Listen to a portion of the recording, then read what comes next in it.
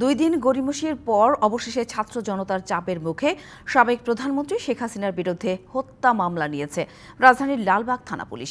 এর আগে শনিবার রাতে থানাটি ঘেরাও করে শিক্ষার্থী ও স্থানীয়রা। হত্যা মামলায় সাবেক প্রধানমন্ত্রীর পাশাপাশি ওবায়দুল কাদের, আসাদুজ্জামান খান কামাল সহ 91 জনকে আসামি করা হয়েছে। কোটা সংস্কার আন্দোলন চলার সময় 18 জুলাই রাজধানীর আজিমপুরে পুলিশের গুলিতে নিহত হন কলেজ শিক্ষার্থী খালিদ হাসান সাইফুল্লাহ। প্রায় 1 মাস পর শুক্রবার লালবাগ থানায় মামলা করতে আসেন তার বাবা, কিন্তু সেখানে চলে গড়িমসি। শনিবারও মামলার আবেদন নিতে দেরি করায় সন্ধ্যার পর থানা ঘেরাও করে উত্তেজিত ছাত্র জনতা। পরে সেনাবাহিনীর মধ্যস্থতায় স্বাভাবিক হয় পরিস্থিতি। লালবাগ থানার কর্তব্যরত ওসি খন্দকার হেলাল উদ্দিন সাহেব তখন থানায় ছিলেন, তার সাথে আরও 2-3 জন এসআই ছিল বসা। একই সাথে তার রুমে দোতলায় আমরা গিয়ে কথা বলি। তাকে আমরা এজাহারের কপি দেওয়ার পরে উনি সুন্দর করে কপিটা 2-3 বার পড়েন এবং বিভিন্ন ভুল ধরার চেষ্টা করেন। আমরা ভুল সংশোধন করার জন্য ঠিক আছে সময় দিলাম, আমরা ফাইলগুলো নিয়ে চলে যাচ্ছিলাম। উনি আমাদের কাছ থেকে বিশেষভাবে চেয়ে 2 পাতার একটা কপি রেখে দিলেন।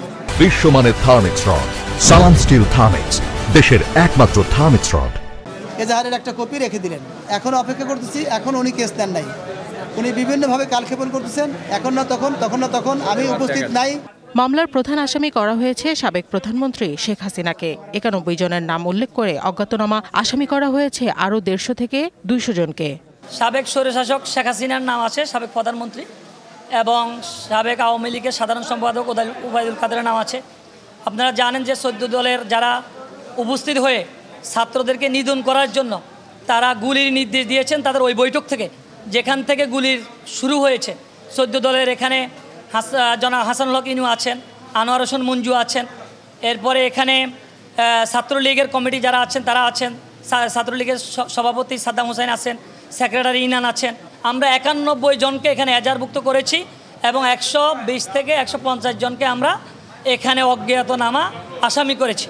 আইডিয়াল কলেজের শিক্ষার্থী সাইফুল্লাহর শরীরে বেশ কয়েকটি গুলি লেগেছিল বলে জানিয়েছেন তার বাবা।